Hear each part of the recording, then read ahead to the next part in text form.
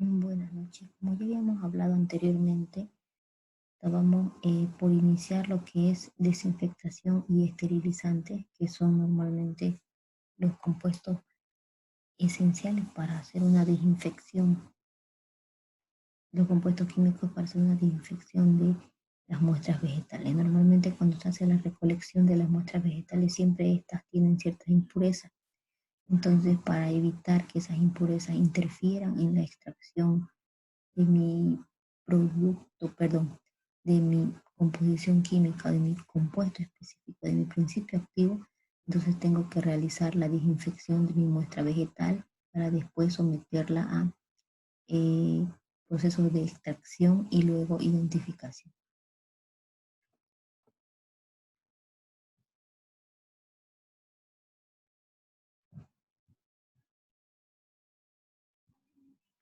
Bueno, tenemos unos métodos de esterilización que normalmente se utilizan para realizar la desinfección de nuestras muestras vegetales, inclusive para mejorar la extracción y identificación que estuviera libre de ciertas impurezas.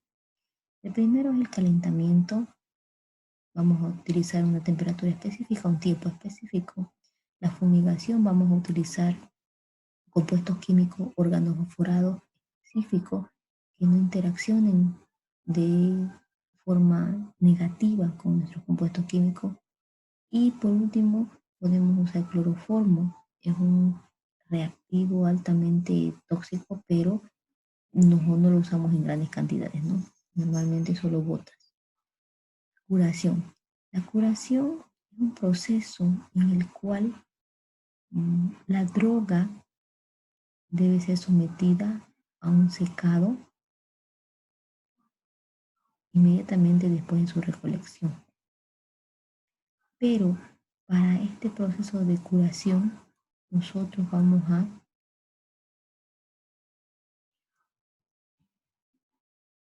tomar en consideración que necesitamos realizar. En este caso, no son sometidas todas las muestras a curación, sino que es para ciertas muestras vegetales específicas. Son aquellas que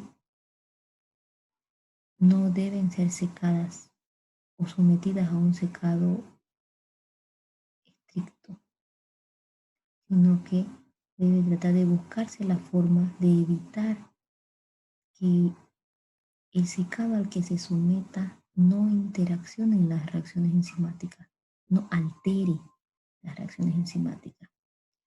Entonces, lo que se quiere aquí es evitar una alteración de las reacciones enzimáticas cuando se somete a una cierta forma de desecación. Por lo tanto, para eso, para la curación, tenemos como ejemplo los famosos, mm, tenemos un ejemplo, no sé si en casa alguna vez han visto cómo se hace en las conservas de fruta o alguna vez han hecho.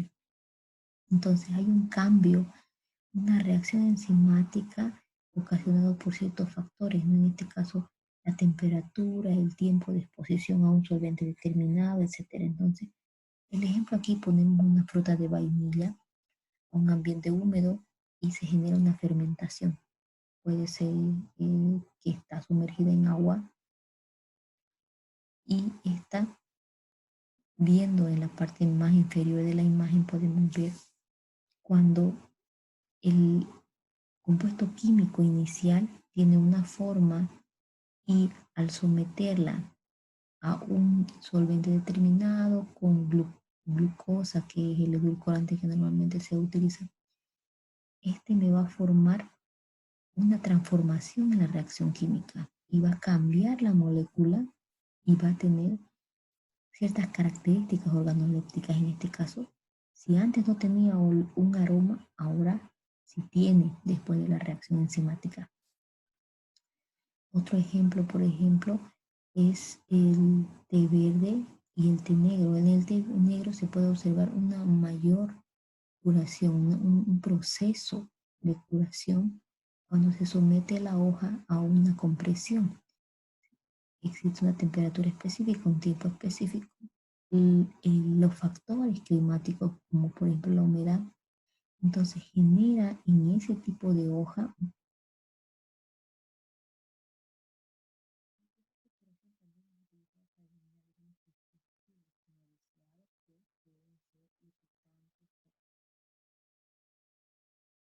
el proceso de curación también nos puede servir para eliminar ciertos principios activos no deseados. Entonces, el ejemplo que tenemos es la cáscara sagrada.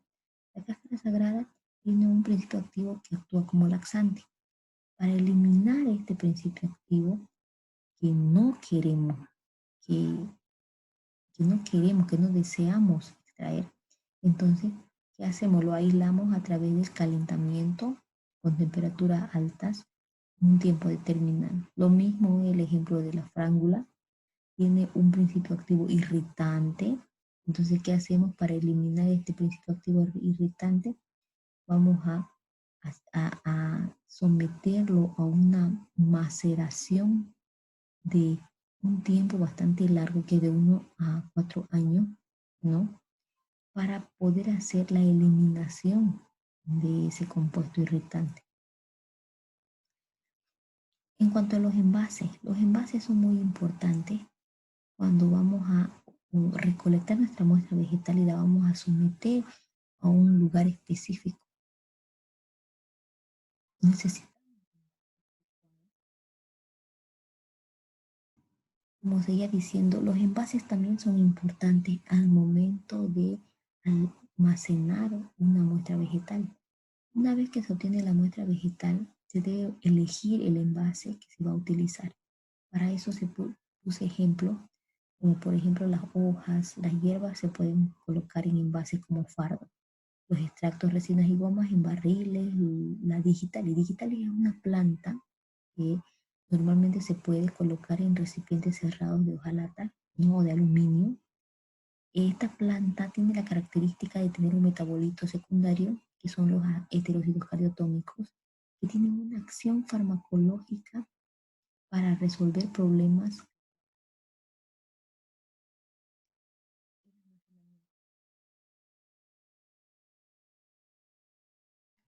El almacenamiento. El almacenamiento es muy importante al momento de hacer el aislamiento de las muestras vegetales. Las drogas van a responder bien o van a ser también mejor extraídas si la conservación de la muestra vegetal es la adecuada. Para eso hay que tener en cuenta que el ambiente donde va a ser almacenado tenga las características estructurales correctas para proteger a las muestras vegetales de la humedad, de la luz, de las temperaturas. De todo esto está regido, ¿no? Por ciertas normas, como tiene que ser el trato a la muestra vegetal, para que ninguno de estos factores interfiera. La humedad es bastante...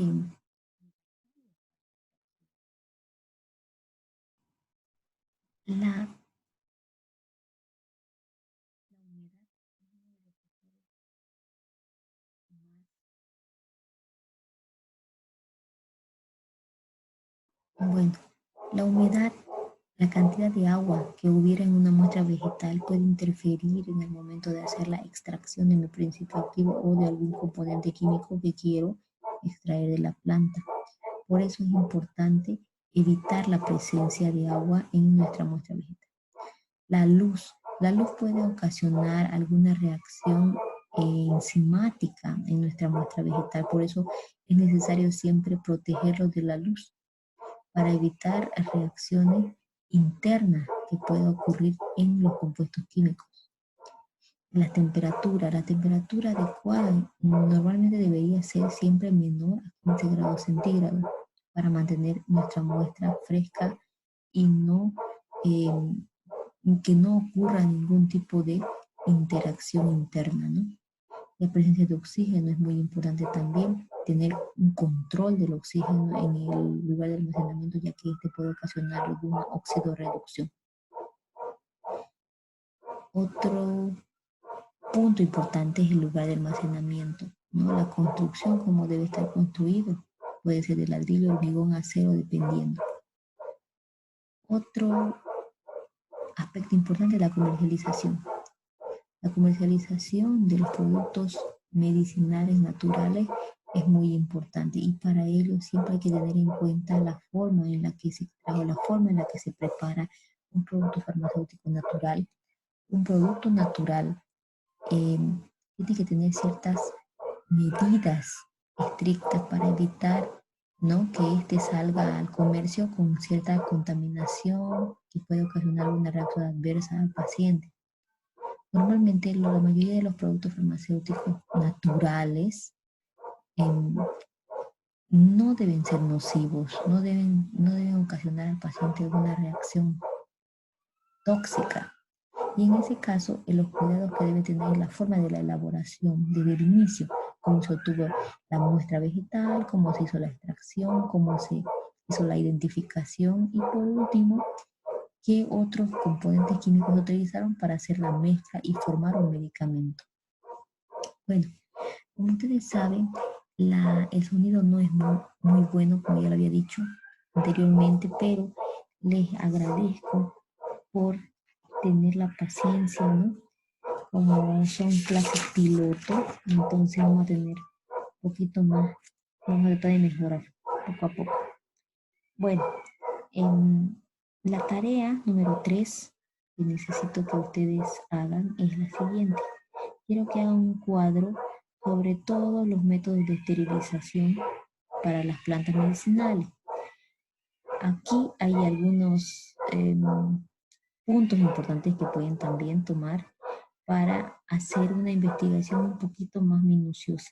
Entonces necesito que hagan un cuadro con todos los métodos de esterilización para las plantas medicinales que ustedes puedan encontrar. Eso lo adjuntan a las otras 2 tareas que les di y las 3 tareas juntas me las van a entregar el primer día que volvamos a clases presenciales. Les agradezco por el tiempo prestado y me despido. Muchas gracias.